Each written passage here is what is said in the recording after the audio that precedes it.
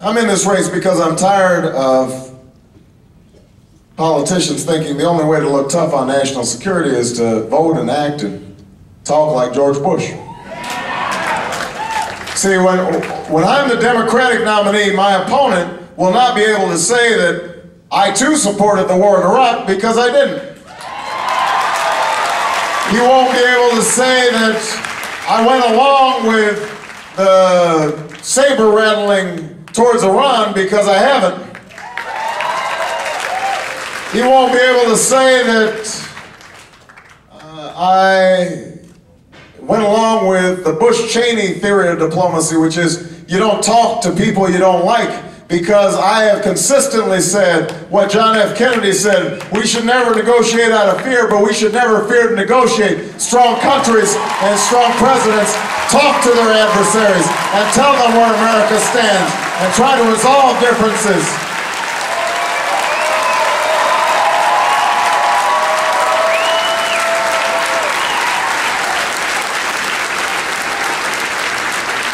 We don't just need to end the war.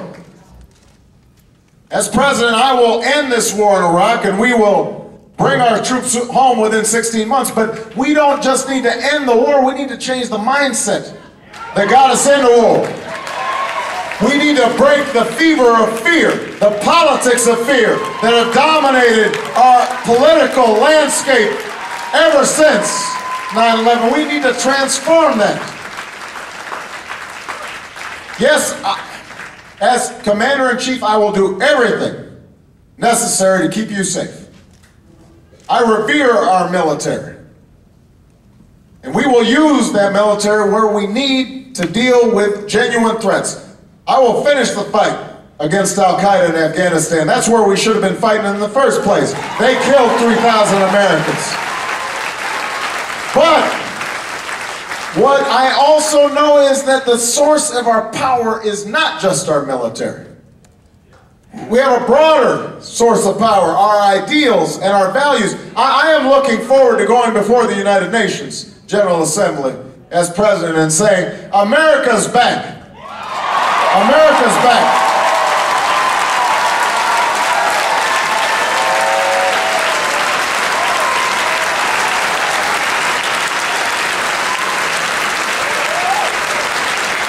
America's back, and we are ready to lead on those common threats that we face in the 21st century. Yes, we're going to deal with nuclear proliferation. We're going to deal with terrorism. We're also going to deal with climate change. We're also going to deal with pandemic. We're going to build schools around the world that teach math and science instead of hatred of America.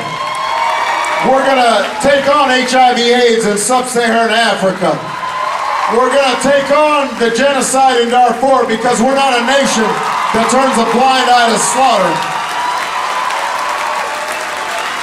We are going to close Guantanamo and restore habeas corpus, because we're not a nation that locks people up without charging them.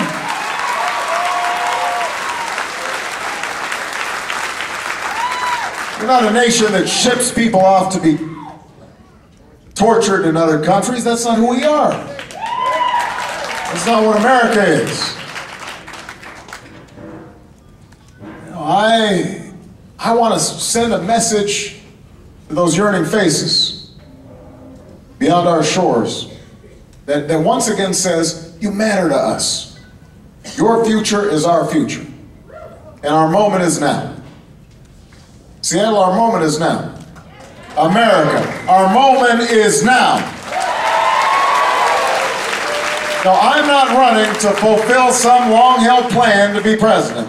I know that folks were rifling through my kindergarten papers. I'm going to be disclosing them tomorrow. It will show that I experimented with coloring outside the lines. I was pulling on pigtails. I liked it.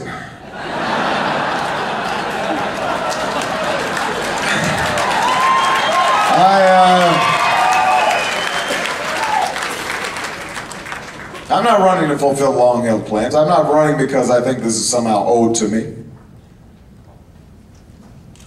You know, I'm running because of what Dr. King called the fierce urgency of now. Because I believe there's such a thing as being too late. And that moment is almost upon us. See, I don't want to spend the next 4 years re-arguing the same old arguments and not getting anything done. I don't want to pit red America against blue America. I want to lead the United States of America.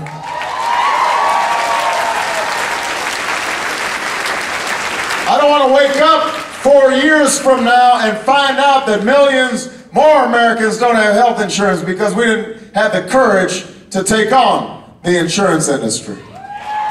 I don't want to wake up and find out that the oceans have risen a few more inches, that the planet has reached the point of no return because we didn't have the courage to cap greenhouse gases, and we didn't have the courage to wean ourselves off our addiction to fossil fuels and expand fuel efficiency standards on cars and invest in solar and wind and biodiesel. I don't want to wake up and find out that we are still a nation divided by race, and we still have young men in inner cities without prospects and hope for the future, standing on street corners, waiting to die, waiting to go to prison. I don't want to see that. I don't want to find out that we put more American lives at risk because nobody had the courage or judgment to ask the tough questions before we once again embarked on a misguided war. I don't want to see homeless veterans on the streets. I don't want to send another generation of children through failing schools. I don't want that future for my daughters. I don't want that future for your sons. I don't want that future for America.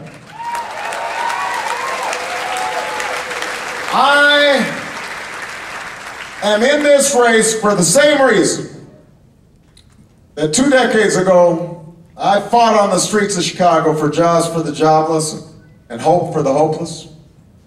For the same reason that I fought as a civil rights attorney for justice and equality. For the same reason that I fought for working families back in Illinois.